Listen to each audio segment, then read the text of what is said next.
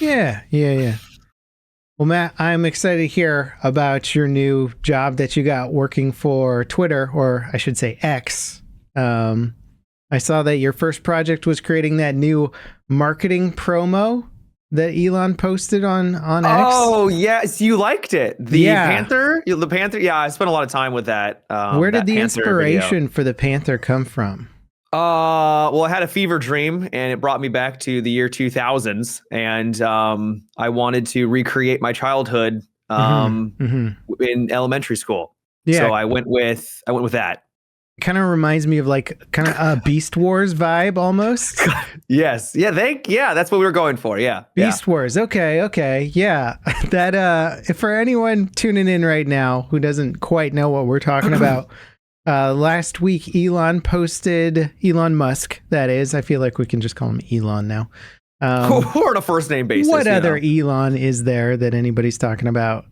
He posted a promo. I don't even know what it is. A trailer for X, which, like nobody posts a trailer for Facebook, Anyway, he posted something and it's like a panther sprinting through the jungle and then it slashes at the screen and explosion transition to X on the screen. And it is the worst animation I have ever. I mean, it'd be great if it was like the year 2000 and I was watching a television show. One of the top comments was like, "This looks like a bowling alley strike animation from like the early that's actually 2000s." That's a perfect example. Yes. Yeah, it's wild. It's wild. I was chatting with a friend about it, and it reminds me of back when I had this job at a company called Stereo Vision. I don't think they exist anymore, but they made 3D glasses and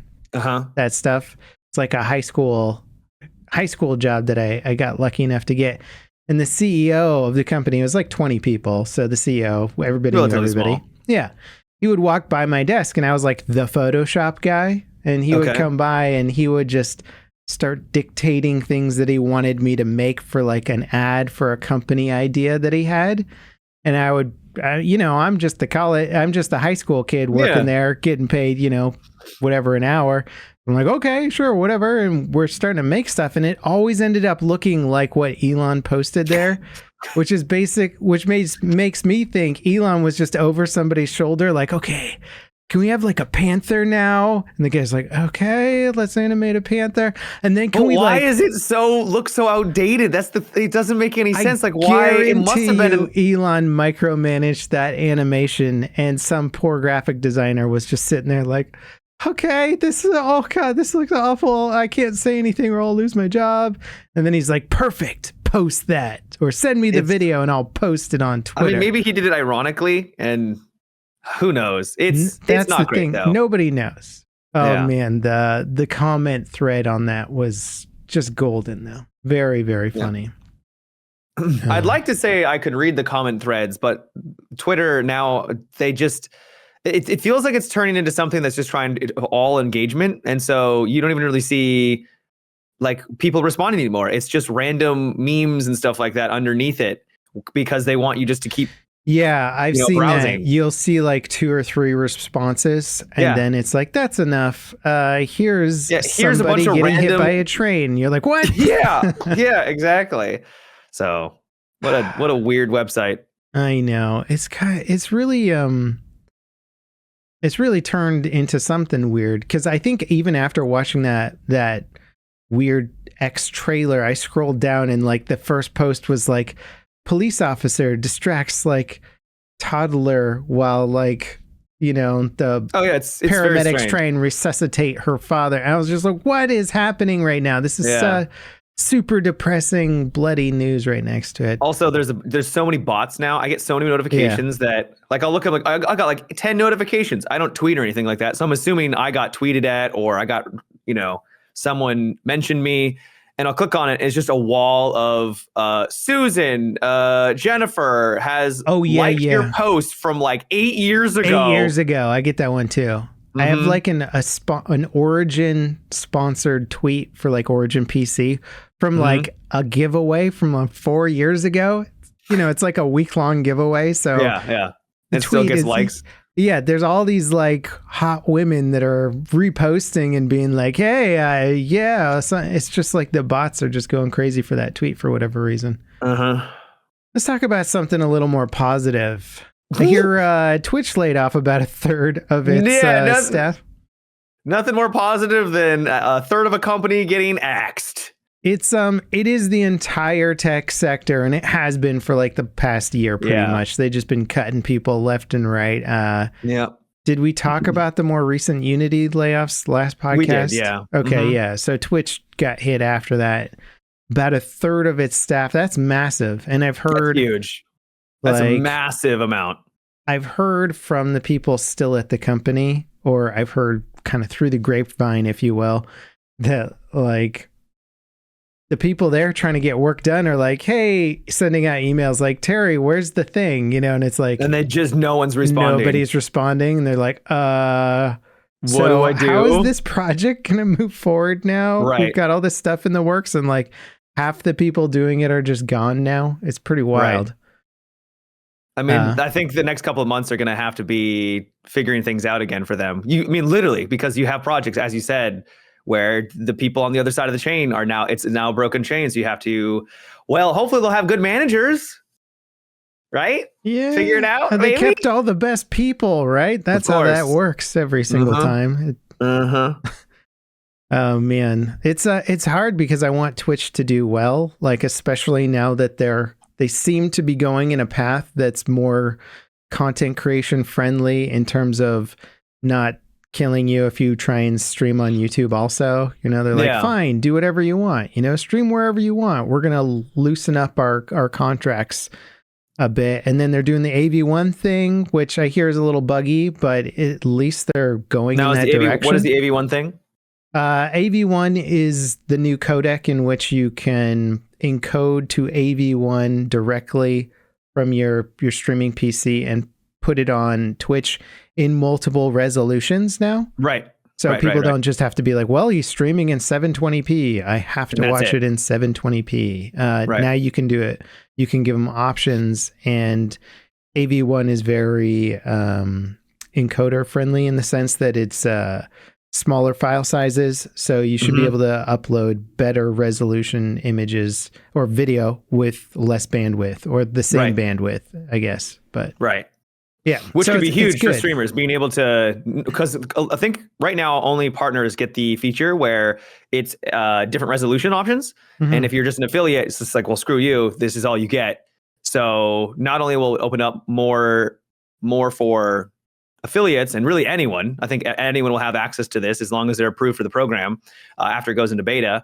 And then hopefully a better experience for average viewers, because being able to finally stream at like 1440p with a higher bit rate and it doesn't just get all pixelated, because that sucks. That'll be nice. And I'm hoping that that's the route it goes. Yeah. It's just sad to see them make good progress in some areas, and they're like, also, we're laying off a third of the company. Yeah. Whoops. I like, so the CEO, like his name's like Clancy, I think. Is he new-ish? He's new. Yeah, he's newish. I don't know how long he's been around, but he's definitely new, and he's been a lot more transparent. He seems like a genuine nice guy. He's actually interacting with other streamers and going on to Q&A, and he'll be really upfront. He basically just straight up said that we are not profitable and we need to become profitable, and Amazon is fully supportive. Someone even asked, is there any chance of them selling the company or anything? He's like, no, it's like Amazon is very supportive. We just need to do better and we need to make more money. And it's just like, hey, it's kind of refreshing to hear from a CEO that things are not working and that's why changes are happening. And so while it sucks, it's at least it's not like this, vague mystery of what's going on behind closed doors, which I respect. Yeah, to some extent. It's nice to hear, and you almost never hear it from CEOs because it's all about stock prices and stuff, and not scaring off the consumers. You always have to put on this face of everything's going great all the time. Right. And then the second you're honest, the stock goes down. They're like, don't do that. Don't be honest. So as somebody who's not investing in the company, it is nice to hear that, and that's refreshing. Because it's like Unity has gone through the crazy layoffs recently too, but Unity, I believe, for a very long time has been in the red, and I think the average consumer maybe just doesn't know that or isn't aware of that. I definitely didn't know it. Yeah. Yeah. So yeah, I'm not really sure. So it's like when they added on that like terrible install tax, right? Obviously that was coming from the angle of we need money, get out of the red because all we're doing is losing money. It's just the wrong decision, but at least you would understand as a consumer, like, okay, they're trying to figure out a way to make more money off of this. Right. It doesn't mean that we have to agree with the way they're going with it, but at least it gives you more context for why they're doing what they're doing. Yep.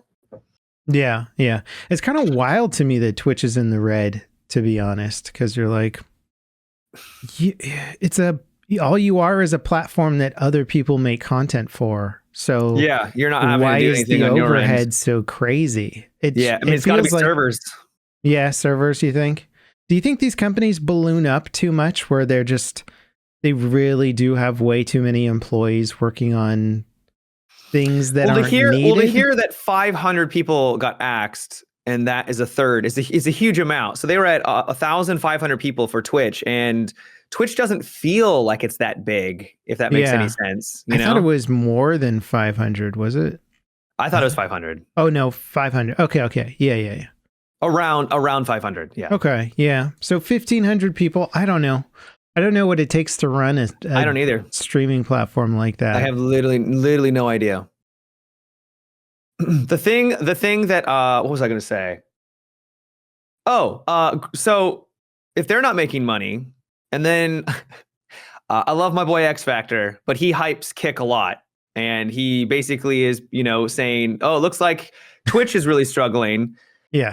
And that maybe, I don't know if he said this himself, but I saw all the other people saying how maybe Twitch will have to sell to someone, and they're insinuating that maybe Kick will buy Twitch. I'm like, so if Twitch, but doesn't Amazon own Twitch? So Amazon would be the one selling it. Right. So anyways, yeah. My question is if Twitch is struggling with its profitability, and they've got ads, they've got, subs, obviously, they've got all this ways of gaining revenue, and they own the servers that they're using, which I'm assuming gives them a bit of a discount. Yeah. And then you have a platform like Kick that doesn't own the servers. I don't think they have ads. At least when I go there, I don't see any. I'm not that I'm there very often. And they have a 90-95 split with their subs, right? So the content creator gets a majority, which is awesome, by the way. I think that's incredible. Yeah. But how are they profitable? Gambling, Twitch, baby. I mean, that's the thing. It's like that's the undercurrent, right? And which feels gross. So it just feels very like slimy to be like, oh, they're making it work because of gambling. Yeah, I agree, man. It is disappointing how much revenue there is in promoting gambling services and gambling sites.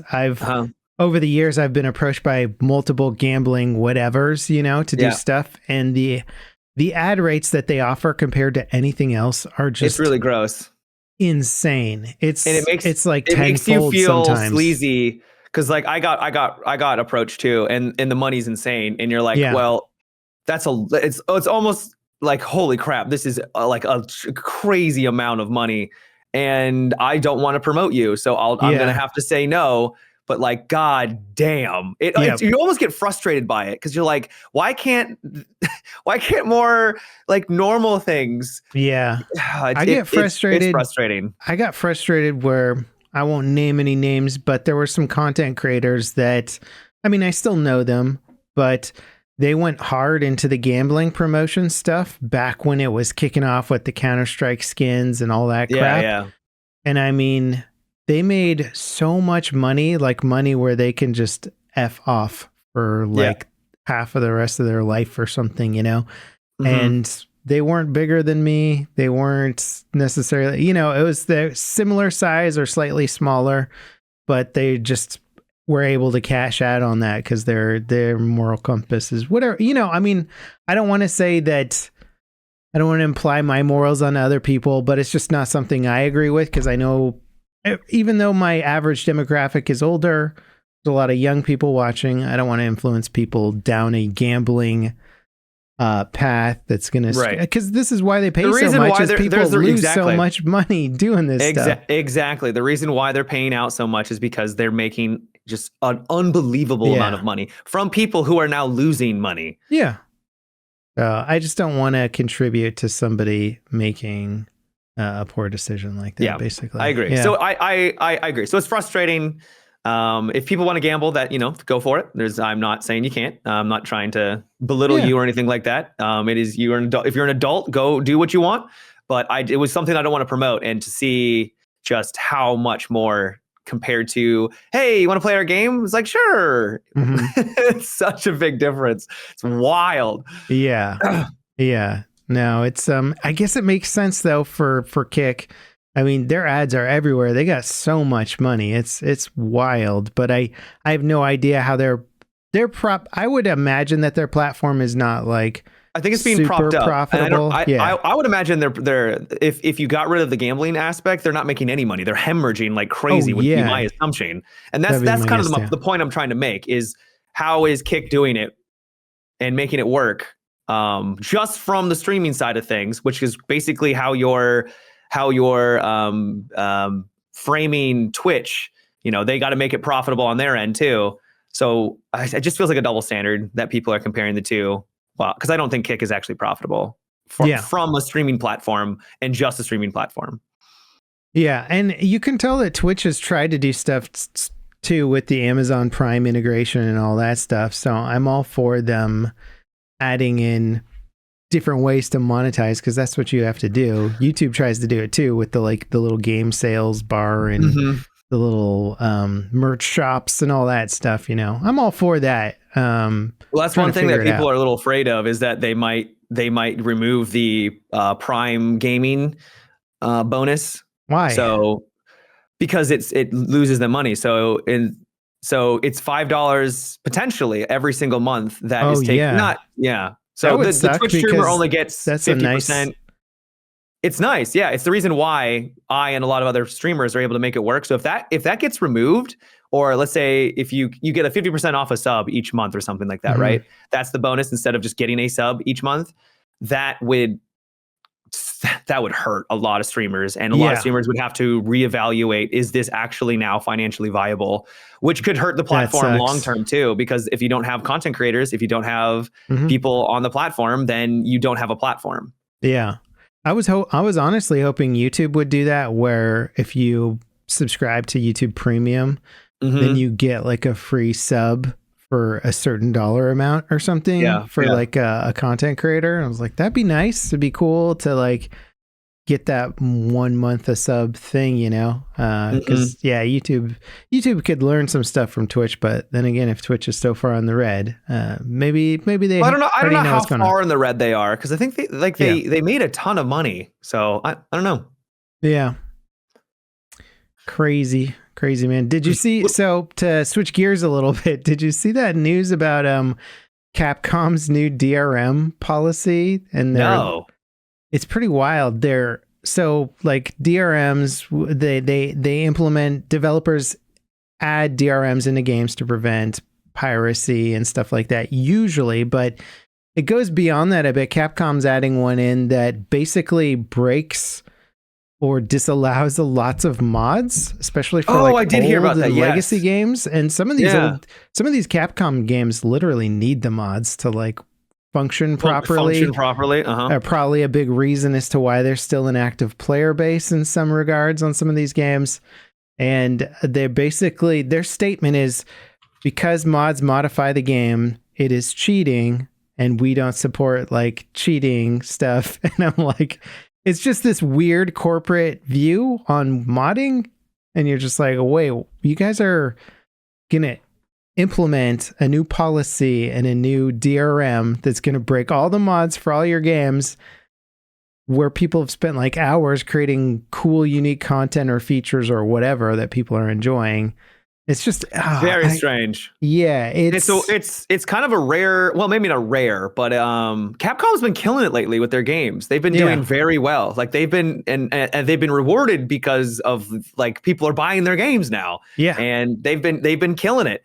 And so to hear them go backwards in this respect is a little surprising because I thought they were being, I wouldn't say progressive necessarily with their policies, but it seemed like they knew you make a good product, you allow for that product to thrive, and for people to be able to purchase it, easily. You're gonna be successful, and so this seems strange. Yeah, this is big company syndrome where some executive is like, "What do you mean people are like?" Some executives like Googling mods, and they're like, "They're changing our game files. We cannot have that. DRM."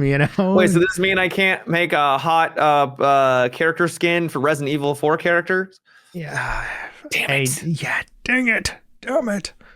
Yeah, I don't play many, if any, Capcom games at the moment, but I'd be pretty pissed if people were messing with my mods. Some games survive on mods alone, Yeah. It's like, can you imagine Bethesda without mod support? Like their games would not be even a fraction of what they are in terms of people playing them continuously. Well, it sounds like a lot of this stuff would affect more of the older titles, which probably fewer people are even using, but it's still a dumb policy. Like what? Well, I think some of the mods are like this game doesn't run properly, right? Unless you download this weird fix-it. That's what I mean. Yeah, and but so how many people are actually playing those older games and downloading those mods? So it's probably a small. It's still dumb. Yeah. But and also, I don't know. It's just so silly. It's their single player game. They're single player games. Who cares? Like it's not giving people an advantage because they're modding your game. Like, I mean, I guess if you want the game to be weird. Pure or something. It's like, I guess if you had like some sort of time trial scoreboard thing, or is keeping track of who's the fastest player. That's true. There is that for Resident Evil. That is a good point. But I can't. Oh my. Yeah. Such a silly thing. You know what I liked about and this is aging me a little bit, but it's like when Blizzard was doing the Diablo 2, I think they cut it for Diablo 3, but they had Diablo 2 kind of non-cloud based characters. So you could still play multiplayer, but your character file was saved on your computer. So if you wanted to mod, you could mod. And they're just like, yeah, if you want to do that, you can do that. And that world will be separate from the online cloud-based character world. So like you sort of had your legit character and then I want to goofy character, mess around with some items and do whatever I want. I'm like, that's fine. Yeah, let people have their two different worlds and don't mess with it. If somebody wants to mod their Capcom game, but not be considered for like the scoreboards or the leaderboards or whatever, fine, right? Let them do it. Who cares? Who frickin' cares? Yeah, so that's unfortunate to hear. Because they've been doing great. So that's a bit of an L from them. Yeah. As the Zoomers say, that's an L, bro. All right. So I'm dying to hear, Matt, about your Prince of Persia experience. Oh, Prince of Persia. So the new one came out. It's returned to form. Returned to like the original games. Early January, by the way. Is it just like I have no idea. Yeah. Okay. So I got early access. I got a key from Ubisoft and I was able to stream a lot of it actually before. So today I think is when it officially releases in early access. Okay. So they're doing that stupid, hey, buy our like super deluxe edition and get 3 days early, which is obnoxious. It's all so the big publishers. Yeah, it's going to be the future, and I don't like it. But anyways, so it launches today in early access, and I was able to play a big chunk of it, and it's a really solid. It doesn't feel like it's like a AA game, but like polished to the point of like a AAA, if that makes any sense. So you can tell that the scale of it is not as big. So like when characters talk to each other, there'll be like a kind of like Hades, right? Where there'll be a really nice, like hand-drawn or, not hand-drawn, but kind of like a picture will pop up of that character. Yeah. It'll bounce between them. And like, you'll see like their mouths move like in the game a little bit, but it's definitely not synced up. Yeah. And so there's a little bit of that jank. It's clearly like they're not putting a ton of effort into that because they know where the effort needs to be. And that is the gameplay. And the gameplay is pretty great. There's a wide variety of enemies. You don't really have a ton of different like combos, but there's different ways of, you got, some combos here and there, so you can approach battles differently. And then just really fun puzzle platforming, gameplay. I'm digging it. I'm really enjoying it. Nice. That's good to hear that the studio seems like they're not just doing the Ubisoft approach, which is polish every part of the game and do it high production quality, but like the gameplay is always going to be sort of this kind of gray area of it's kind of fun, I guess. Like it seems like they actually went gameplay first, and hey, if we can't do super high detailed character animations, then fine. And I've always appreciated that. And also who cares about animated 3D characters for most games too? For like a cutscene. Yeah. Yeah. They usually look jank anyway. They have cutscenes, and like really, it's very anime, where it's like over the top. You're playing as a character called Sargon, and he's a part of the Immortals, right? So they're like elite warriors, and the bosses too are pretty awesome. There was one boss that I just got to, and it was a really fun fight where you need to parry a bunch of stuff. I have a perk or a amulet actually that will give me my health back when I hit a successful parry, and so my health will almost be out, and then I'll go through like this parrying back and forth in this one section, and I'll be back to full HP. And it's just those moments are just really gratifying. And then to basically dance around and use your different tools to come out on top, just results in just like I said, a really satisfying, gratifying experience. That's cool, man. It sounds fun. I might check it out. I don't know. I haven't been doing the Souls games quite as much. Does it feel like a Souls game in terms of like the overall format of here's a boss, you got to learn all the strikes and stuff? Well, I wouldn't say it's not Souls. It is. Okay. It's a action puzzle platformer like Ori and things where there is combat. Yeah. But I wouldn't say it's like Souls. There are bosses, and you do need to learn their combos, and you need to learn how they're going, like what the attacks animations are like. But most bosses I've come across, I'm playing on the second hardest difficulty, and if you played on the hardest difficulty, I would imagine it would require some more grinding to like really understand and never make a mistake during the boss battles. Okay. But second hardest difficulty, it's a great challenge. I don't feel like I'm just blowing through the content, but it's not like I'm going to be here for the next 3 hours, 10 hours, Melania, Blade of Mikola, Yeah. That's cool. Yeah. All right. I'm going to have to check out some of your... Are you still playing it? I do plan on playing more, yeah. Okay. Maybe I'll drop by the Matimi0 stream, give you my my Amazon sub. Your Prime sub, I would be flattered. Give you my Prime sub. What do you get, like $250 from that? I don't know exactly the amount right now. They've been jostling things around. I have to look. Yeah, that's always nice when your payout is sort of like, whatever you guys want to give me, please. Yeah. At this point, like, it's probably $250. Yeah, I will say, even though like 45% cut on YouTube seems like nothing, like it seems pretty low, in that YouTube takes, I think 45%, you take 55%. They've never changed that. Like they never have, yeah. That's just been the baseline. So people aren't like, what's it going to be this year? At least you can plan around it to an extent. Yeah. Can't plan around the crazy you don't know what the ad revenue is going to be for a month, but yeah. That's true. That's true. Yeah. I mean, you just assume that YouTube's trying to get as much ad revenue as they possibly can, so at least they're working in your interest. So the other night where I was just looking for a movie to watch. I don't know how you go about finding movies sometimes, but sometimes it's like my turn to find the thing that we're watching, like me and the missus. I'll just like pop up Rotten Tomatoes or one of the apps and just like look at what's trending. There's a guy back alley. I go and I ask him. Yeah. His name's Steve. Steve in the back alley, and he's like, check out this film, Matt. Yeah, you got any good movies? Yeah. So I popped up this movie called Saltburn. I think it's on Amazon Prime. Saltburn. Okay. I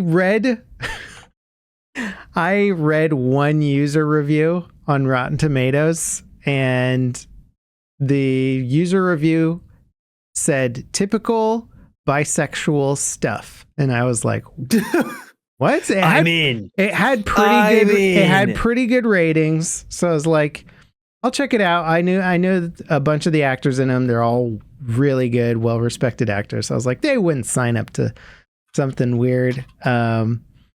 It starts off as like something that seems like it could have been a general coming-of-age film. This nerdy kid is going to Oxford, and he's kind of the outcast, and he doesn't quite fit in, and the cool kids are doing the cool kid stuff, and he's the nerdy guy, and it's kind of progressing in a normal fashion in that he befriends a cool kid, and he starts sort of developing his cool kid lifestyle or hanging out with the other crowd, and you're like, okay, I kind of see where this is going. This is fun and whatnot. Then he gets invited. Does it hit the fan? Yeah, man. He gets invited out to his friend's castle. He's like a lord or something like that. I'm sorry. Who? His castle? Yeah, these are like Oxford students. So I guess, the royalty and the highest level people go here. So it turns out his friend is like there. So he goes to stay with him for the summer at his castle. As you do in your castle. As one does when you are friends with lords. Yes. And the movie goes insane. I just... Now, is this like the hour mark? Is this like the last couple? Yeah, I'd say like maybe. So like first act would be like a third of the film, fairly normal. Second act, things start kind of getting weird, but you're still kind of grounded in like, okay, this is just weird stuff happening to this guy, but it's not that crazy. And by the third act, you're just like, it's just bonkers. Yeah, it gets pretty wild. I liked it, not for the squeamish. There are some scenes in it that I literally turned my head away from. Wow. Yeah, a lot of like gore or sexual depravity that I was not expecting. Okay. Sometimes they throw a scene out there to shock people, and I had never seen scenes like this in a movie, period. So the thing that I think of is, do you remember what was the movie actually called? Knocked Up? Do you remember Knocked Up, the movie? Yeah. It's like 15 years ago or something, 10 years ago. Seth Rogen or something? Yeah. And there's a birth scene, and they show like the crowning, and you're just like, whoa! Whoa! You can't spring that on somebody. But, you're just expecting, like they're not gonna. They're just like, and there it is. Yeah. Yeah, that's. I can imagine in the editing room that must have been funny to think like people are just gonna get surprise crowning shot here. There you go. Yeah. Gosh, I haven't seen that in forever. It's been a long time. So is it kind of wild like that, or is it just like it's more deviant? More deviant for sure. Okay. Yeah, I can't say anything honestly without ruining kind of the whole film, but that's fair. No, that's fair. Yeah. Would you recommend it? Would you recommend it? Yeah, I would. I would recommend it if you are okay with some really out there scenes. Okay. Yeah. All right. Yeah. Do you remember? It's got what's her name? Rose something. I don't want to say Rose Byrne, but it's not Rose Byrne. The girl from Gone Girl. Do you remember her? Yeah, she's great. Yeah, she's in this too. And it almost has that Gone Girl level of like, it goes from, hey, this is kind of a freaky situation to, oh my God, it just went to the nth degree. Holy crap, what just happened? Yeah, zero, like more like 50 to 100. Yeah. 50 to 100. This one is like 0 to like 150. You're just like, what is happening? Wow. Yeah, but it was fun. It was fun. I liked it. Great. It gets a recommendation from me. If you're looking for something that is potentially going to surprise you, even though I kind of told you it's going to surprise you. I don't think you'd want to go into this one not completely blind. Yeah, if you're squeamish, you might not want to watch it, but that's fair. Yeah. I recommend it. It was good. I might check it out. Yeah. Still haven't gotten my Apple TV subscription yet. I'm going to though. We're this close to canceling Netflix. The kids have been they've kind of run the gamut of binging the Power Rangers movie on there. Oh, okay. Yeah. Have you seen the Power Rangers movie? No. Was it good? Actually, not bad. Not bad. Really? Yeah. So this is the more recent one, right? Yeah, where they bring back the original cast. Uh-huh. I mean, some of them died, but unfortunately, the living cast, they bring back the original cat. Actually, you know what? The Pink Ranger wasn't the same actor. I forgot why she didn't do it, but anyway, they bring back the original Power Rangers, and they're old, man. They're up there. But the movie is pretty solid, and the kids loved it. You know, it's got all the fun. It's good. It is the campiest, corniest. When you go back and you see insane. clips of the original, it is so terrible. Mm-hmm. It's like I was into it when I was a kid. I was like, yeah. I even had my parents took me to get my photos taken, and I wore just like full on Power Ranger outfit. Nice. And I was just like, yeah. So they have photos, like actual legit professional photos of me, like in a fighting position with my Power Ranger outfit. Should be your like Twitch icon or something. It should. It really should. Maybe I can ask them to see if I can find it. Yeah. Oh man, that'd be a good one to bring up. It's it was fun watching it, man. I watched it with them many a times now. You know, it's like when you're watching. Oh, movies. so they want to watch it more than once. Oh yeah, they've probably seen it 20 times. Like it's just, bro. When you got kids, they see one movie that they like, and then every single time they're like, "Let's watch that movie again." Again. I guarantee you did this when you were a kid. You're just I'm not sure I did. fully remembering it, but they just keep rewatching it, but. The messages in Power Rangers are actually pretty good. It sort of reminded me of it, where it's like teamwork, inclusivity, like all the positive little childhood messages, and then like roundhouse it's a good kids kick movie. a robot lizard to the face. Also. Yeah, that's the best part. Yeah, hell yeah, hell yeah, yeah. So yeah, that's my second movie recommendation is the Power Rangers movie. Nice. You played any games lately, or are you just a dad mode from here on out? No, I did hop on a game, admittedly for content purposes, but I was curious about it. It's I'm trying to remember it. Riot Fall is the name. Very generic name. Riot Fall. Okay. It's a Roblox Battlefield. Oh, you made a video about Call that. of Duty game. Yeah. Roblox is doing some weird stuff right now, and I think it might partially be in response to the Unreal Fortnite situation, where Unreal Fortnite or the Unreal Engine Fortnite experience, whatever it's called, is creating an amazing platform for people to make their own games on it. And it's about to go crazy. Like, obviously, it takes a while to develop games, so not all the good experiences are out yet, but people are working on it. I got a commercial for Fortnite. Yeah. Not like a commercial for Fortnite, the game, but there was a code you could put in to find and play their game inside of the Fortnite like ecosystem. So they were advertising their game inside of Fortnite, if that makes any sense. Yeah, Does that? Yeah. Mm-hmm. Yeah. So it was a literal ad on, I think it was either Twitch or YouTube. So it was on a big platform and it was for a game inside of a game.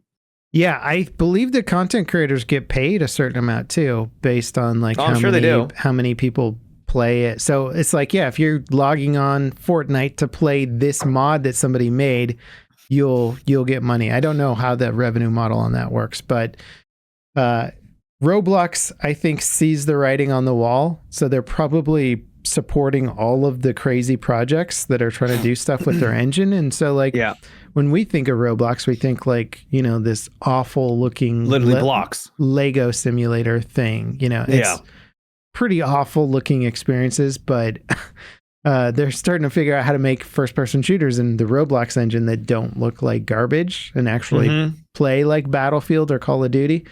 So I've been checking them out because they are kind of neat. I'm just curious about it as a platform, and I'm like, oh, it's good that there is competition between Roblox and Fortnite. I don't want Epic to just dominate. I don't want Roblox to eventually just get obliterated by the Fortnite experience. So I'm just kind of following I feel like they're going to have to do more than just be a Call of Duty or Battlefield clone, but worse, because like it's really cool that these small developers are able to make. That's the angle, right? Right. No, and I get that.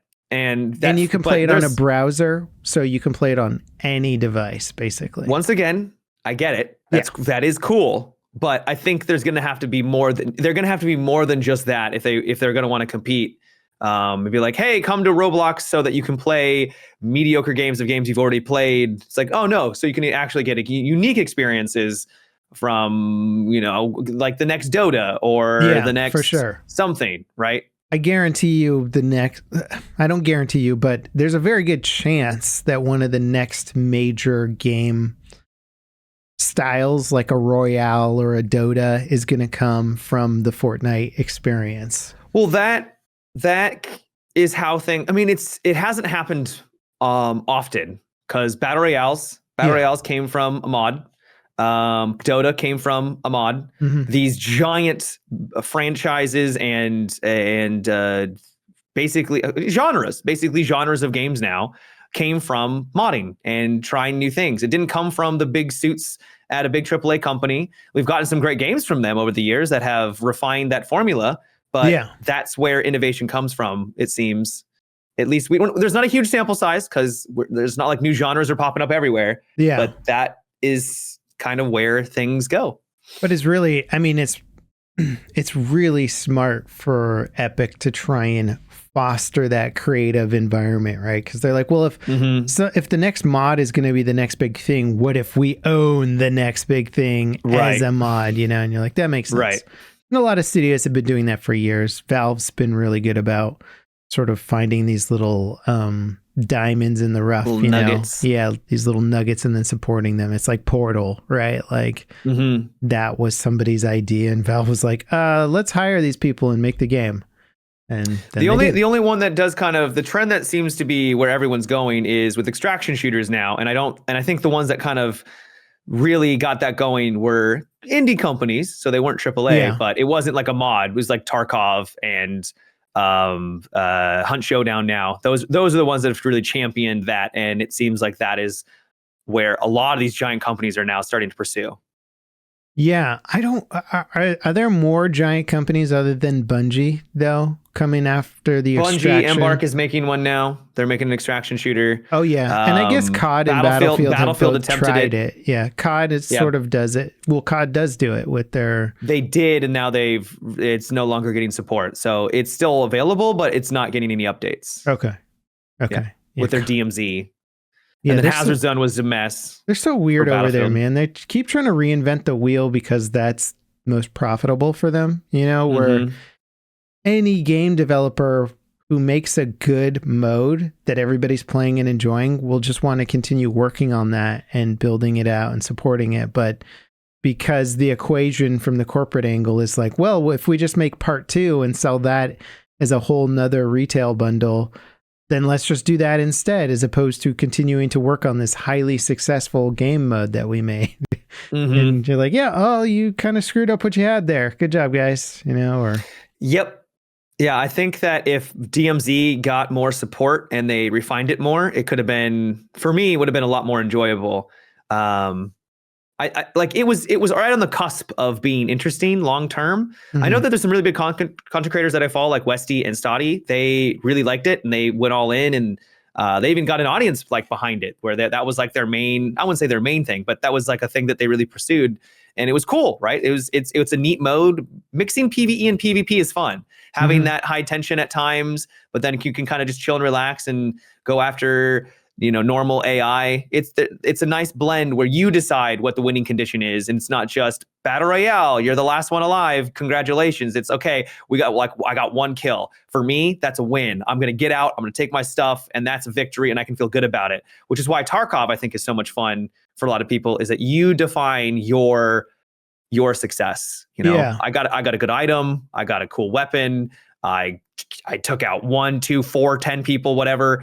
That's my victory. And I wish that Call of Duty kept pursuing that, because I think DMZ was close to being something more interesting. Yeah. Do you think that new Gray Zone game's going to be the new thing? I think that it will be popular at the launch. It will depend on what I think there's an appetite for it. I think a lot of Tarkov players, even though the Tarkov is probably the best state it's been right now, I think that there is an appetite for more of those style of games, and people are hoping that someone can do it better or add, provide something slightly different. It's just we haven't really seen the gameplay. We've seen bits and pieces here, but long term, what's endgame? What's going to keep people in keep people coming back for more? That Is loot, it just going to be a couple hours? That sweet loot. Yeah. It's amazing to me that they're pursuing a game with a jungle island, because one, that's incredibly difficult to render, and two, is it just going to be Bush Wookiee City? Bush warfare. Mm-hmm. Where maybe it's like, I know Tarkov has maps that have more trees and bushes on them, but and they're terrifying. Yeah. Woods is basically a giant wood, forest, and it's terrifying. So it seems like Gray Zone could run into a bit of that, where it's like there'll be objectives, but they'll be in small towns surrounded by the jungle. So it's like if you surround the town, or you're approaching, everybody's just getting shot from the jungle. Mm-hmm. It looks incredible. Visually, it looks very impressive. So hopefully they can it's going to be open. It's like completely open. So unlike Tarkov, where it's just individual maps, one day they say they want to make Tarkov into like every map is connected and it's more of an open world. If they can pull that off, like, holy crap, like, but that is what Gray Zone's going for. One, I think it's like 48 by 48 kilometers or something. It's huge, huge map. And then you can take little birds into your drop zones, and I think you can just call them when you need to extract. That's where I'm not really sure how it's going to work. And it's probably because I'm anchored to games like Tarkov, where you go in, everyone starts at the same time, you all have your spawns, and you just try to go to where you want to go. This is like a drop in, drop out. It's continuous. I think they said it's up to 48 players, 48 something like players that on the server. So they said if you're not going for like the really hot objectives, where it's like the odds of good loot or whatever are in this zone, then you could potentially play without running into other players for a while, if you really actively try and just go for the small tier missions and whatever, and which is cool. I think that gives people a chance to sort of get their bearings and learn how to fight against some NPCs rather than getting ganked by other players. And then as you start feeling more confident, you start going for the high tier objectives where the hardcore players are going after. I like being able to choose your own adventure within the world, as opposed to having to pick a different mode, where you're like, I'm going to play the hardcore mode, or I'm going to play the PvE mode. Like it's all in one server, and you just, so I wonder if it's going to be like, I wonder if it's going to be like the Cycle. Did you play the Cycle? Yeah. Where it's it's just a world, and it's just cycling. It just keeps going. Like you have people coming in. You could literally stay there for hours in that zone, and they just never leave. And you could just keep looting, and like eventually you're going to fill up, and there's not going to be any loot for you. But like things. So that's the question: is like, are things respawning? Like, will you be able to go? Because that was one thing that always a little frustrated me about the Cycle was, you would need to kill some enemies at this one area, but because people could have already been there and killed everything, you now have to wait for things to like respawn, and that just feels weird. Like, how is respawning going to work? Had a bunch of problems because their initial design for the game was sort of like a royale extraction. And then they shifted gears. Yeah, and then they shifted more into just an extraction, and shifting the whole design concept for the game, I think, just really kind of screwed them up, because there's people that enjoyed the original thing, then there was people that sort of enjoyed the new thing, but you could tell that it was being shoehorned into this new mode. I liked the Cycle, actually. I thought it had some fun stuff going for it, but I think they ultimately suffered from just going for the sci-fi angle, where the extraction shooter audience is like these hardcore military people, and it's like, and then you've just kind of got these like what looks like toy weapons kind of a thing. Yeah, you get the kind of the toy, and it wasn't like a low skill game. It definitely had skill in it, but it's just, as soon as you start throwing sci-fi in there, then you lose a giant segment of that extraction market, which makes me curious about the Bungie extraction shooter. We'll see how that goes. Yeah. I mean, I have faith in Bungie, but who knows what it's going to turn into. Yeah. I got faith in them too. I'm excited, but at the same time, Bungie's last mega IP, I'm not into. They're Destiny. Yeah. Destiny. It's not really I can appreciate it, but it's not my cup of tea. So I'm like, I liked Halo. I liked Myth. Destiny, not my thing. Fair. Yeah, I'm down to see what they do though. So, what's Jurassic? Is Jurassic World Evolution the park building game? It is. Yeah. I played the first one and I loved it. Yeah. So January, not a lot of games releasing, and so I just on a whim decided, I think because they did a capitalism sale on Steam. Oh, yeah. Yeah, it was like, oh, baby, nothing says after the holidays like some capitalism. So I didn't actually pick it up on Steam because it's on Game Pass, but that cued me in. I was like, oh, I haven't played that before. And I just wanted to experience. Last year, right? Something came out like 2 years ago. So it's actually been out for a minute. Mm-hmm. At least I think so. Yeah. And I never played the original, but it's basically... What's cool is that there's like Jeff Goldblum. They have the actress who plays Clara. Yeah. She's in it. They have Chris Pine's character, but they don't have Chris Pine as the voice actor, which is kind of funny because he's Chris Pratt. Which is funny because like he's in everything. Yeah. It feels like. He did Mario. Come on, you can't get him. Yeah. Yeah. I mean, he's probably very expensive, but I'd imagine so he's not in this, but there was a campaign. The campaign's basically just a 6-hour tutorial. Yeah. It kind of goes through the motions of like what you're supposed to do, and then you can do the sandbox mode or chaos theory. And yeah, it's fun building your park. I don't know how much variety it will have in the long term, because it kind of just feels like you're going through the same motions when you're building up a new park each time.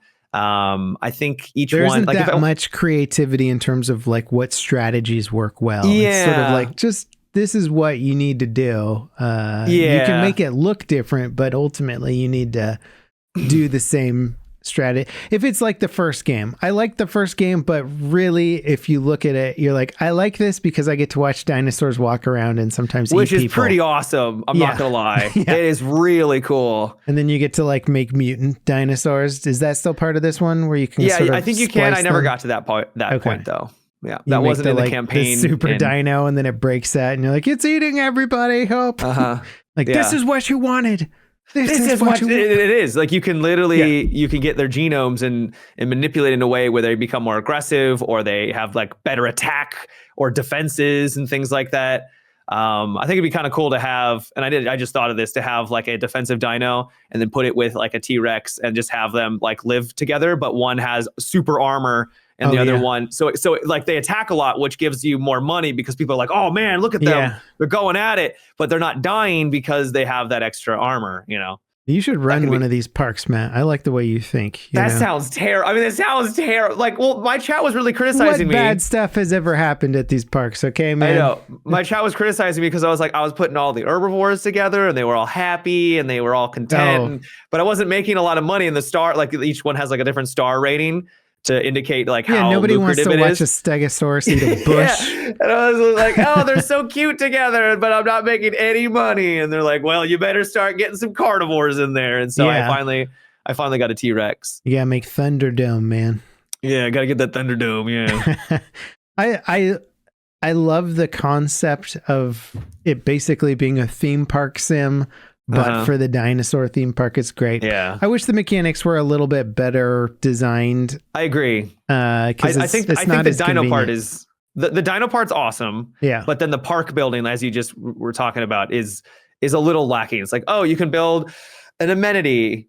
It's like, oh, you can put down a shop. It's like, well, okay, that's it. Like, there's nothing more. Maybe like you can change the look of your shops, but it's just like 3 different versions of those shops, a bathroom, and a hotel, and that's it. Like that's like the core loop. It's not and you put those everying deep game where you're like, I can really do a lot to micromanage everything. Yeah. And I also don't like the micromanaging part of the game as much as other ones where you're like, I mean, I got to change rent values here or there and a different city builder, but like, you're kind of doing sweeping changes, and this one is more like, hey, you got to like tranquilize this lizard that's like walking down the because that's sidewalk. escapes. It does get a little tedious. Yeah, you're True. kind of like, can I just hire the squad to tranquilize the lizard and then I mean, I'll you just can watch in them this do one. it? You don't have to do Okay. it manually, which is nice. Because I thought you start off doing it manually, but eventually you can assign a task. Be like, all right, I want you to just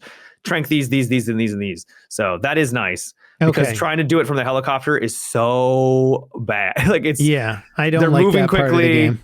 Yeah, I didn't like it either. Yeah. All in all, though, it was a lot of fun, especially if you're into dinos.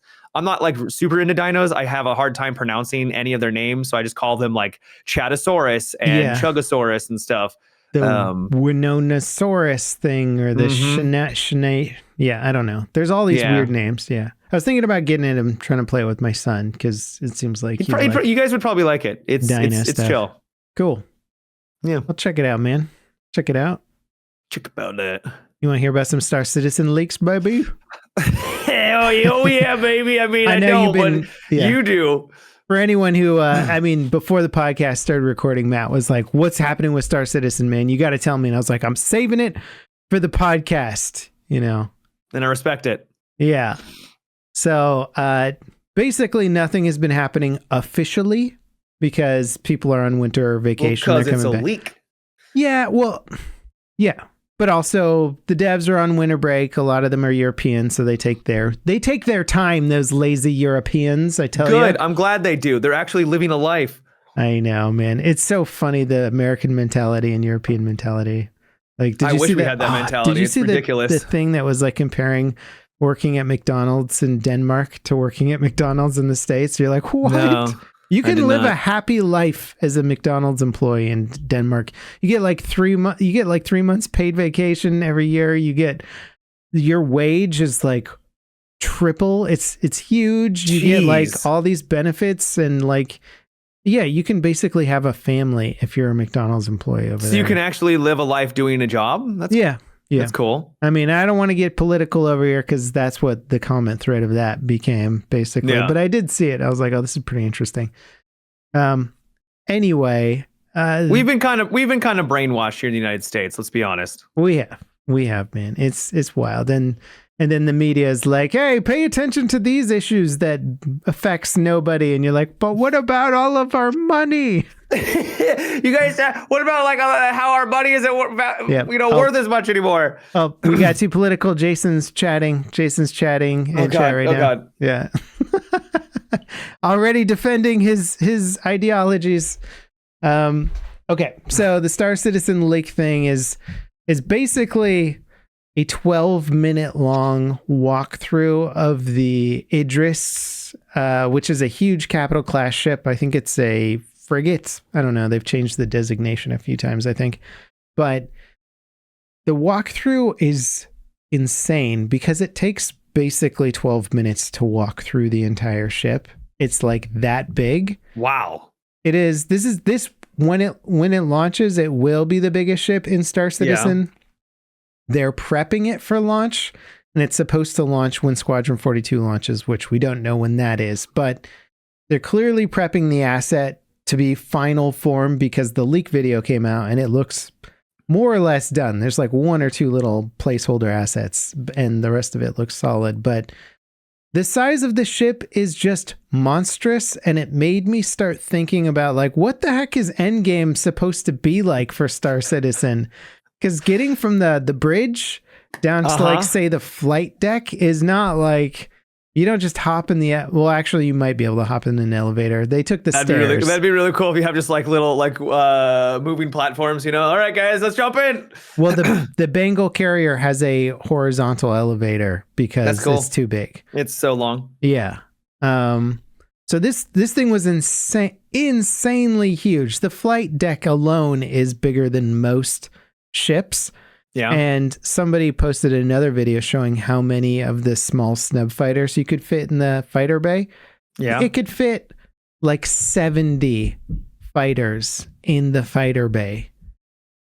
Like 70 as in they all fit and they can all fly, or 70 they like crammed them in there? They crammed them in, but they had space to get in, and you could launch them. Yeah. Wow. Because So I'm saying, like, I was thinking, like, you just like pile them all on top of each other. No, they're side by side. You can walk to them and get in. Yeah. You could actually have a crew of 70. Just can you imagine all of them like take off? Just like in a movie. All of them just going down. That would be so sick. For sure, it's gonna be dope, and that's not counting what you could also fit in the cargo bay, and they have like a little utility vehicle bay as well. You could probably top out at 100 easy. Like, it's so you would legit insanity. Need like 50 people to manage this one ship. So it says you can, according to the website, it says you can manage it with a crew of 8, a minimum crew of 8. It says ideally crew of like 28 or something like that. Okay. But what's funny about it is the trailers and the gameplay and all that stuff, they show the Idris having 3 fighters in the fighter bay, which would be the Gladius fighters. And the Gladius have kind of large profiles, much larger than some of the other ships that fold up, more compact. So they're not very efficient vehicles for the amount of power that they bring to a fight in terms of the space that they take up. So they're sort of designing the ship as like, yeah, it'll have 3 light fighters to support it. And I'm like, no, once this launches in game, it's going to be a fleet carrier. Like, people are going to cram as many fighters into this thing as you possibly can. And there's going to be, you don't need a carrier anymore. This thing is the do everything ship. It does look amazing, but I think it's going to, the sooner they can get into the game, the better, because it's going to highlight all the big ship exploits, I think, that will come about from just having a massive, massive hangar bay that can fit just about any ship in there. It's wild, man. That's cool. But as you said, I don't know what what's endgame? That's endgame, right? That has to be. I mean, you would literally need to have people in different sections of the ship managing, because eventually there will be those mini games where you need to, allocate power and or fix, like your engine goes down. You need people in the engine bay actually fixing that, and you can't just be like, okay, guys, go to the engines real quick because they need to be fixed. It's like it will take you 5 minutes to get there, so you need to have someone actually there, ready at all times. Yeah. I would imagine. Yeah. So it's going to be wild. Yeah. It'll probably help at the very least. Yeah. No, they had like, the crew quarters was massive, like bunks, mess hall, huge bathroom, little medical station. Then they have a giant med bay. They got an armory where you can pick up your guns. They have a shooting range on the ship. You can literally go to a shooting range on your spaceship and like do target practice. Yeah. It's really bananas, and you sort of understand why these mega ships have taken so long to build, because you're like, this is incredible. Like the whole game could be built around this one ship. You could make a game just about this. Jason's correcting me and saying that there's going to be a load rating to the flight deck, so you can't potentially max out the ship, but we'll see. I mean, that's usually like a one-liner by a dev that's like, you won't be able to do that when it finally launches, and you're like, yeah, when are you gonna add in the load rating? How are you going to restrict it? Yeah. How are you going to restrict this? I don't know, because they said, if there is going to be a load rating coming in, great, but it's not in the game currently, so people can already cram as many snub fighters as they can possibly fit into the other ships. If it's in space, why would it need a load rating? Because you're never going to land this thing, right? Well, it's always going to be in space. This one can land. Oh my god! Yeah, so it can literally carry a complement of like tanks and just land on the ground. And oh my god! Drive off. If there is base building and there's bases, you come in with that, and they just bombard you from like the atmosphere. It'd be so cool. That would be dope. This stuff seems so far out still. Although it does. They I feel like it's 10 years ago we're in that restaurant talking about Star Citizen and how cool it would be. We're still talking about how cool it eventually will be. We're closer. Yeah. But not there yet. I know. Well, the leak from last time was that the next major patch, 3.23, is going to have some form of base building in it. And that patch is coming out quarter 1, quarter 2, I think. So, cool. I mean, we might not actually have to wait that much longer to start testing out some of this stuff, but sick. Again, that's a leak, so who knows? CIG's being a little bit tight-lipped, which is unlike them, but I think it's part of their holiday probably building break. Up for the launch too. Yeah, I think they're working their butts off right now, to be honest. I'm sure they are. Yeah. and remanaging things. But looking cool, man. I think 2024 is the year of Star Citizen. I'm down. Yeah. Sign me up. We're going to be in the same guild, clan, Absolutely, org, bro. org. That's what they are. I don't know what they are. Absolutely. Yeah. What are we going to do? What's like our what are we going to do? Yeah. Well, like, what's the mission statement of the org? We're going to be salvage truckers. I mean, salvage truckers. Yeah. Okay. We're going to go around. We're going to just go to a war zone, salvage all of the ships. Junk removal. Yeah. Yeah. Basically. That's unironically, that actually sounds really fun to me.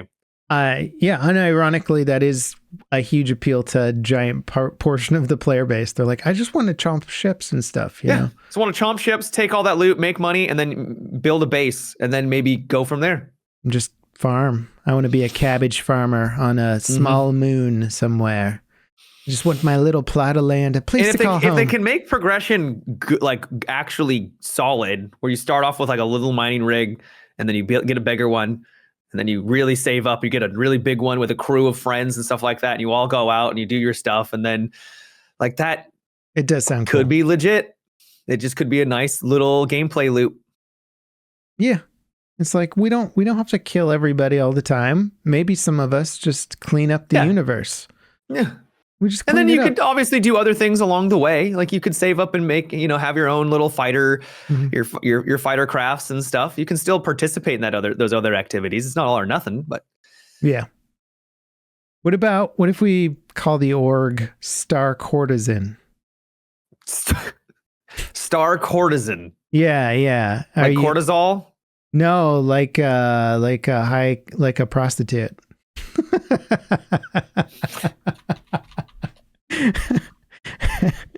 What is cortisol? That is a isn't that like isn't that like a salve or something? What is it? It's a steroid that produces in your adrenaline gland when you're stressed. I thought it was I thought it was something like, for boomers, so you don't feel as much pain, you got to get on the cortisol. I don't know. Yeah, it is. Yeah, you put the steroid stuff on it makes you feel better. Yeah. It's I think you can use it for like eczema and other things. I don't know. I believe it's a topical salve. Anyway, we're educating people on what cortisol is. I like how that's where my brain went and yours went with No, Star Courtesan. We send out people to take care of your specific needs, if you will.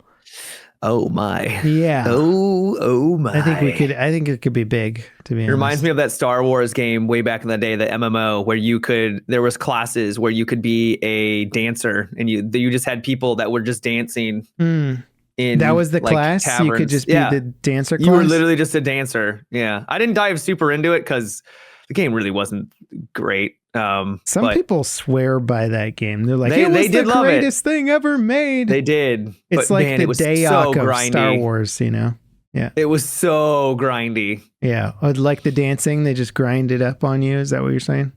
I mean, there was that too. Yeah. But it would take forever to get any levels. And I mean, I was a child, so maybe it wasn't as bad. And I just didn't understand the mechanics, right? Which very well could have been the case. Yeah. But I like how one of the classes is like Jabba's slave dancer. Jesus. Pretty much. How ridiculous is it that they renamed the ship from Slave One? What is it? What is it now called? I don't know, like Starfire. I really can't remember. Starfire. Something. Yeah, like that. I mean, I get why they're doing it, but it does seem. Yeah, you're like, okay. It's like that's a thing in the world. It's the thing in the universe. It's not good. Yes. It almost indicates that person might be a bad guy. Yeah. Also, Star Wars is supposed to be a universe where the Empire does bad things and the rim world planets, the outer rim, whatever they call it, those places are full of devious people that are unpoliced and have their own little community. They're supposed to be bad things in Star Wars, and they're like, right, we can't have a name. It's got to be sanitized. Yeah.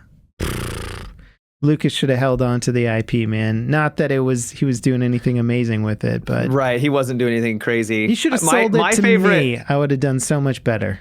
My favorite was when people complain about Star Wars being too political. I'm like, bro, it's Star Wars. It's literally inherently political. That's the whole point. It's a war. Yeah. Wars are inherently political. I just complain about the politics because it's like the prequel trilogy. It's like the prequel trilogy set the tone for how they were going to do politics.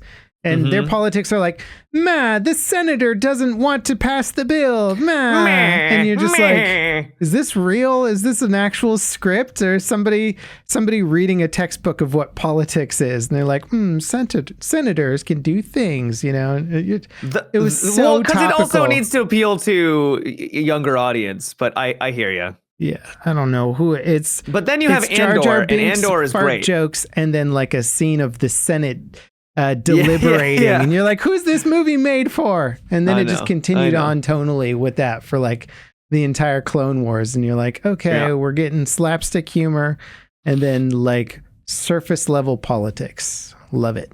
It is very surface level, but I think George Lucas basically came out and said that it was the original Star Wars was like Vietnam versus the United States. It was so yep, it's all based on something, you know. It's cool, man. I've moved on from Star Wars. I thought it was going to be a forever franchise for me, but I can't even make it through the shows that they're launching now. I'm like, I can't do this, man. Especially considering Ahsoka was I think it was pretty well received from other people, but just not jiving with you. I just think I think anybody willing to watch Ahsoka has already decided that the current generation of Star Wars content is for them. Right. And so I think the reviews to a certain degree are sort of like, I like what's been happening with all the Star Wars content. So I also like Ahsoka. And if you're the person who's like, well, I've pretty much fallen off for all the modern Star Wars stuff, and if I try Ahsoka, I'm probably going to hate it too. They've just divided it, you know, but yeah, it's whatever, man. I mean, I hear you, because I enjoyed season 1 of Mandalorian, but it was way overhyped for I think what it was. And then season 2 was really good. And then I just never watched season 3 because I heard it wasn't very, I heard it kind of fell off, but it just wasn't as good. Was there a season? There was a season 3, wasn't there? I can't remember the seasons, to be honest. Or maybe it was the spin-off show with what's his face? Boba. Boba, Boba. I heard that one was kind of rough. Yeah, people liked Mandalorian, but I still think it was just really bad. It just I thought season 2 was good, but I straight up season 1, I was like, I'm not.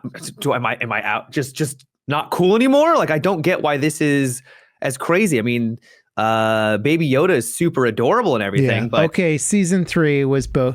So season 3 had some interesting elements in it, and I liked. It sucks because I like a lot of the lore in Star Wars where they're going back to Mandalore after this giant war, and supposedly like the surface is toxic, but they're going to try and rebuild their Mandalorian settlement there, but the Empire's, and it's like, okay, I'm digging the whole narrative idea of that. That's fun, but just all the plot devices are such garbage. And you're just like, wait, why are you doing this? Why are you going down like that?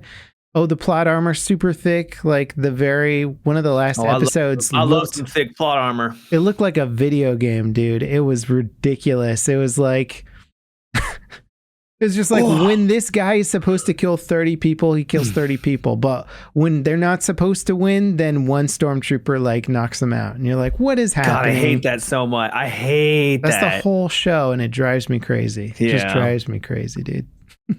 Mando's an amazing fighter in one scene. The next scene, he's getting shot 50 times, and you're like, it's a good thing he's got that reflective armor on. Yeah, like basically immunity to all damage. Yep. Yeah, you're like, is he a good fighter, or does he just have really nice armor? I can't decide.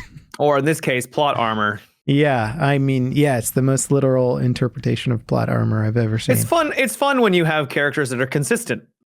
Where like, you know, they're a badass and they go on in and they do badass things, and when they don't do it because they're going against someone who is equally as skilled, you're like, oh damn, okay. Yeah. But when it's just random happenstance, like, he just got shot out of nowhere. I mean, that would happen in war. Like, that would happen in a battle. You would get randomly shot because that's you know, battles are random and they suck in real life. But it's also a show, and yeah, consistency is nice. Yeah.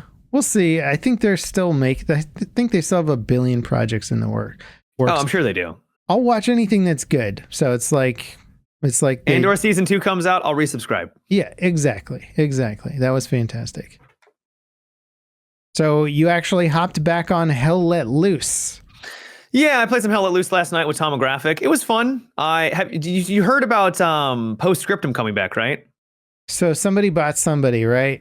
How'd that happen? Yeah. Squad bought Postscriptum, and now it's like Squad 54 or something like that. Mm-hmm. So is it now called Squad 44? That might be what it's called. Squad 44. Yeah, I guess 54, the war would be over, so that doesn't make any sense. Yeah. I don't even know if 44 is supposed to be the year. Yeah, so I played that a couple months ago, and it just gave me the idea. So they're two World War II games, right? And they're very, very similar. But man, I gotta say that while I enjoyed my little bit of time with now Squad 44, Hell Let Loose atmosphere is just incredible. Yeah. Like the game has problems, but man, like you're in a forest, and it feels like you're in a forest. You look down and there's ferns, and you can go prone, and you basically just become invisible because like there's just so much on the ground. But that also means the enemy's invisible, and good luck seeing them when they're taking shots at you. It's pretty hardcore. It's a very, very cinematic, atmospheric game. You've got rockets coming in, and artillery, and you can actually see it flying through the air, and then the artillery strikes hitting is one of the coolest parts of that game when it starts coming in sequence towards you, and you're like, oh god, get in the trenches, get down, and like the explosions look really, really solid in that game. Good atmospherics, but the world, and I haven't played it in probably over a year at this point, but the world feels very kind of like non-destructive. So it is. There's very little destruction. Yeah. So you're like, oh, there's a tiny little wooden fence that I can't like get around because they didn't make me able to get around that or something. You can destroy some fences, but yeah, by and large, like your tank can't go through a building. They can't really go through a stone wall or anything like that. It's an indie dev game, which means they have to cut back on all the cool features. But I was thinking how incredible it would be because you have these moments where artillery is coming in from a mile away, and you see it, and what if it hit like a town, and then like the actual buildings then were destroyed, not fully destroyed, but like the tops of them would start to open up, and where they were hit, big chunks of the walls would come out. Like, man, would that be incredible if Battlefield could embrace that somehow? But I mean, also, BF5 kind of did that to a degree. A little bit, but everything in Battlefield 5, while I enjoy Battlefield 5, I think it's a good game now since it's had so many patches. Yeah. It still doesn't really feel, I mean, it never will be, but it doesn't have like that kind of larger scale tactics where you actually feel like you're part of a war. You really feel like you're playing a video game in Battlefield 5. Yeah. Hell Let Loose, you are playing a video game, but it's a lot more immersive in that World War II setting, if that makes sense. Yeah. And I like the way that the front lines are set up in it, and you kind of build these little forward operating bases and spawn locations and stuff. And it does feel like you're working with the team to try and make progress towards singular or maybe two goals or something like that. Where Battlefield, you're just kind of, they're grabbing flag C, run back and get C. Okay, they've got A, run over and get A. It's like, there's a guy by a wall, let's shoot it with an RPG. It's not, they're entrenched, they're really entrenched, we need to be able to get them out of there. What can we do? What are options? Let's get some artillery. We're gonna have to wait a minute to call it in, and then them to line it up. It's a lot slower, like it would be in in real life. Yeah, I do think, and maybe you can update me on this, but the last time I wanted to make a Hell Let Loose video, so I was like, I'll hop on and play some Hell Let Loose, and I got killed by, it was a mortar strike or an artillery strike, first 4 or 5 lives, I think. I was just trying to get into an area with some action. It's the biggest problem with the game is that it's unforgiving. I just stopped playing. I was just like, screw it. I'm not going to waste my time trying to make something look enjoyable when I'm hating it. Yeah. Right. Yeah.